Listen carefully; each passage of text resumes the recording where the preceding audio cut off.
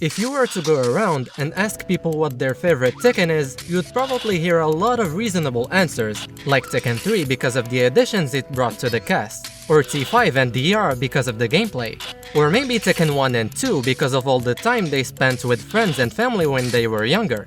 Occasionally, you'd even hear Tekken 4 because of its ambiance, whatever that means.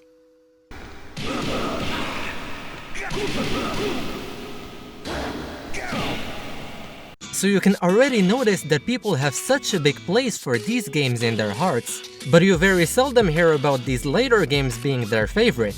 And even if you ignore the nostalgia factor that plays a big part in making these games look better, there's a lot of really sound arguments that really highlight the flaws of these later entries, like how Tekken 6's resolution capped at 1024 by 576 instead of the widespread 720p that was already the standard during the PS3 and Xbox 360 era. In addition to the marvel of balancing that is T6 Bob. Or how Tech 2's gameplay added so many convoluted mechanics that would only be relevant to that very game's lifespan that a chunk of the community just up and left, leaving only the hardcore, ride-or-die Tekken players to play this game that can only be really loved through acquired taste. Tekken 8 at least is a special case since it's the only one that hasn't got an arcade release. So for the time being, it's excused for being rough around the edges. And this leaves us with T7, and I can tell you firsthand that this game was not without its flaws. The loading times were abysmal, the 10-second long raid jarts rubbed a lot of people the wrong way, and most notably, the sheer, predatory, exploitative DLC character balancing decisions that still haunt the minds of the Tekken community to this day. But even so, even with all these blemishes and imperfections that stain the lifespan of T7, and even if subjectively it's not your favorite Tekken, I can assure you that this game right here is the most important one in the whole franchise. But in order to do that, we will need to go back to a time before the beginning.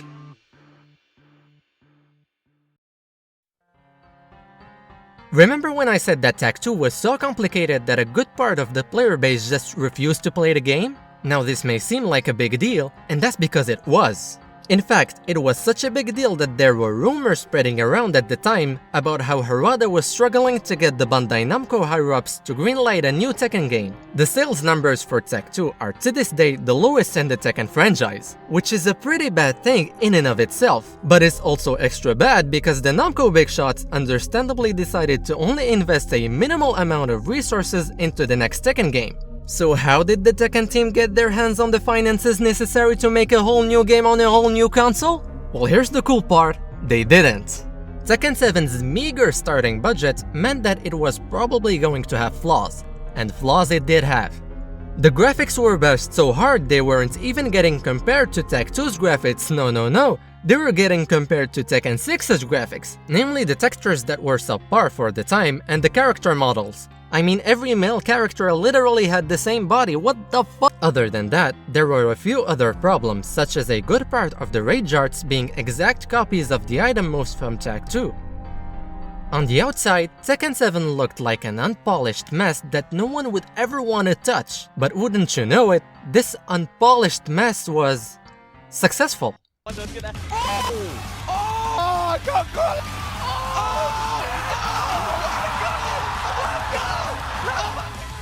It was so successful that it didn't just bring back the people that stopped playing during Tech 2, it also brought people from other parts of the FGC, as well as people who only vaguely knew about fighting games in general.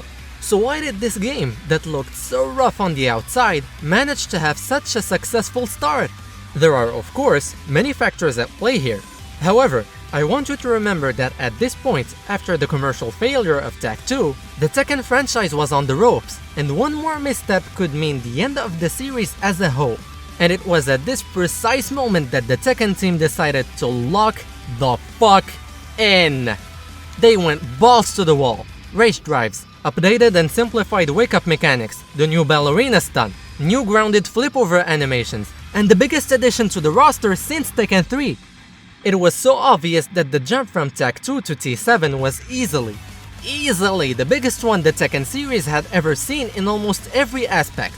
Look, The point I really want to drive home is that T7 would be important enough if we were just focusing on these changes, but it's the fact that they made these changes while they were on their last legs. It was this Hail Mary of system balance that makes T7 so important. And since these changes played a big part in T7 being such a good game, these changes will always be at the forefront of the Tekken team's thoughts when they'll be brainstorming new ideas.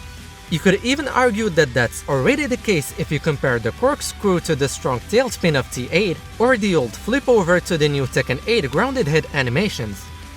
Tekken 7 will be the single biggest reference points for future changes in the series.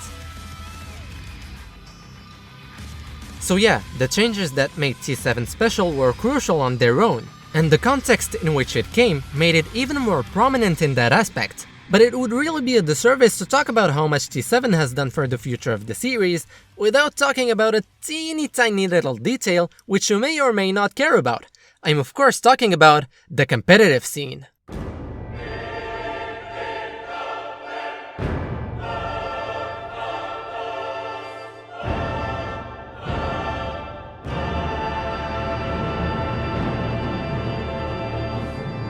I kinda feel like I have to start this part with a disclaimer saying that I am in no way undermining the accomplishments of players like Jinkid, Mad Dog Jin, Tom Hilfiger, Junior Lime, Ryan Hart, Jackie Tran, Yu, Bronson Tran, Crow, KBM, Help Me, Sokdong Min, Only Practice, Jisamunes, Choksei, Kenbo, etc. But you just have to admit that no game even comes close to T7 in regards to how engaging it was. The amount of twists and turns, the amount of players that did so well we just collectively thought, okay, this is gonna be the GOAT of T7.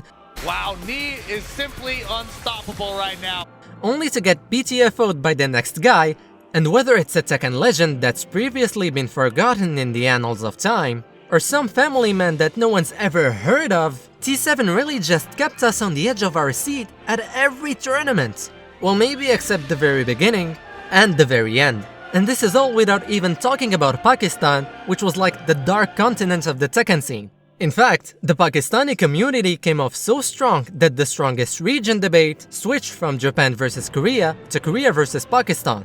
And just when you thought it was over, in come the Japanese veterans with the whole Tekken is a Japanese game and just played some good-ass Tekken. And this is all taking place while the hypest Tekken clips are happening left, right and center in different tournaments and with different players. But of course, it all comes to a close with the coronation of Arslan Ash as the GOAT of T7. And you know, this is just a hunch on my part, so feel free to roast me 7 years from now if it turns out I'm wrong. But I don't think any other Tekken is going to top T7 in the competitive aspect. Look, all I'm saying is, T7 is a very special game, and it's going to be pretty much impossible for another entry to have as much of an impact as it did.